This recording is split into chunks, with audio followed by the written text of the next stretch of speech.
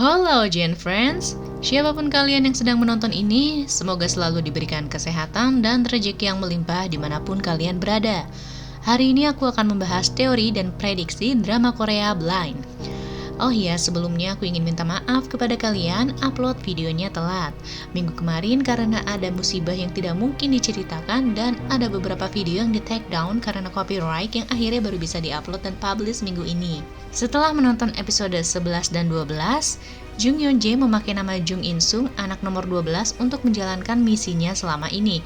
Dibantu dengan Charles, yaitu Lee Jong Soo, adik dari nomor 24 Lee Hyun Soo, setelah anak nomor 25 memberitahu. Ya, mungkin anak ini nomor 25 karena jujur aku nggak bisa bahasa Korea, jadi hanya menerka saja. Lalu pisau yang ditemukan di restoran Sosu yang digunakan Jung Yeon Jae untuk menusuk Ryu Sung Hoon disembunyikan oleh Lee Jung Soo. Misi balas dendam atas kematian anak nomor 24 dan 12 serta orang-orang yang terkait dari Pusat Kesejahteraan Harapan. Di episode selanjutnya, episode 13, ada yang berusaha mencekik Seung Hoon, sepertinya itu ulah Baekmun Kang, tetapi berhasil digagalkan Yeon Jae mungkin, atau mungkinkah si Yeon Jae yang berusaha membunuh Seung Hoon. Lalu ada adegan Seung Hoon sudah siuman dan membantu Seung Jun dalam mengungkapkan kejahatan Yeon Jae. Yeon Jae menculik Bae Jul Ho, Cho Eun Ki, Cho In Suk, Bibi In Sung, ibu anak nomor 12, Baekmun Kang, Na Guk Hee, ibu Seung Jun, Yom Ki Nam, semua orang yang terlibat di Pusat Kesejahteraan Harapan dan dimasukkan ke penjara di Pusat Kesejahteraan Harapan seperti yang mereka lakukan dahulu pada anak-anak itu. Kwon Kyung Ja, peramal itu sepertinya tewas juga menjadi korban pembunuhan Joker. Yeon Jae menculik Bibi In Sung karena pada awalnya memang Bibi In Sung ingin meninggalkan anaknya saat sedang makan ice cream vanilla. Jadi Yeon Jae menculiknya agar Bibi In Sung merasakan apa yang dirasakan oleh anaknya, yaitu nomor 12 yang asli saat di Pusat Kesejahteraan Harapan. Yeon Jae memasang bom pada mereka yang terperangkap di penjara agar mereka bekerja sama mencari jalan keluar. Lalu kaki Baekmun Kang terkena perangkap saat berusaha keluar, seperti yang dirasakan Jung In Sung. Seung Hoon dan Seung Jun pun berusaha membantu mereka yang terjebak di dalam. Mungkin di dalam penjara berhasil diungkapkan ayah kandung Cho Eun Ki adalah Baekmun Kang karena mereka ribut di dalam penjara. Kecurigaan aku sepertinya Jung Yeon Jae dari awal bekerja sama dengan An Tae Ho, Choi Seon Gil, dan Jung Man Chun bagian penculikan atau framing.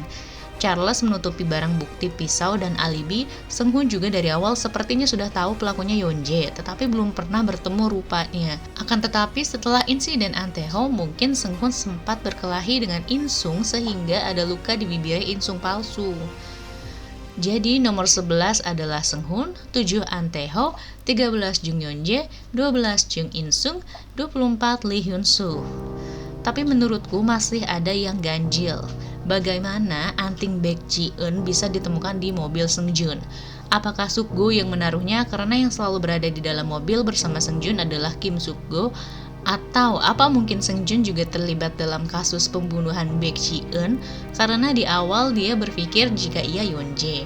Makanya anting Baek Ji Eun ditemukan di mobil Seung Jun oleh Seung Hoon dan Seung Hoon menyimpannya. Karena pemicu pembunuhan lainnya adalah awal pembunuhan dari kasus si Baek Ji Eun itu. Pada drama ini sebenarnya aku paling kasihan dengan Seung Hoon. Ia bergulat dengan mentalnya hingga ia menderita NSSI, non-suicidal self-injury, melukai diri sendiri ketika tidak berhasil menyelamatkan seseorang atau ketika ia tidak bisa mengeluarkan emosinya dan merasa bersalah. Teori pertama dalangnya nomor 13 Jung Yeon Jae, yang lain 7, 11, 12 termasuk Charles adalah kaki tangannya. Dari awal mereka bekerja sama dari mula persidangan karena nomor-nomor yang terpilih para juri adalah nomor-nomor anak di Pusat Kesejahteraan Harapan. Atau dibalik nih, dalangnya Seung Hoon yang memberikan instruksi dan teman-temannya kaki tangannya. Teori kedua, dalangnya masih tanda tanya si pemberi instruksi. Apakah mungkin anak nomor lain karena anak di Pusat Kesejahteraan Harapan tidak hanya mereka berlima saja. Bagian eksekusi adalah nomor 13 Jung Yeon Jae, aksi penculikan dan kaki tangannya adalah nomor 11, 7, 12, dan Charles. Oke, segitu kira-kira preview episode 13. Masih tersisa 3 episode lagi. Apakah ada plot twist yang mind-blowing? Kita tunggu aja episode selanjutnya minggu depan. See you guys!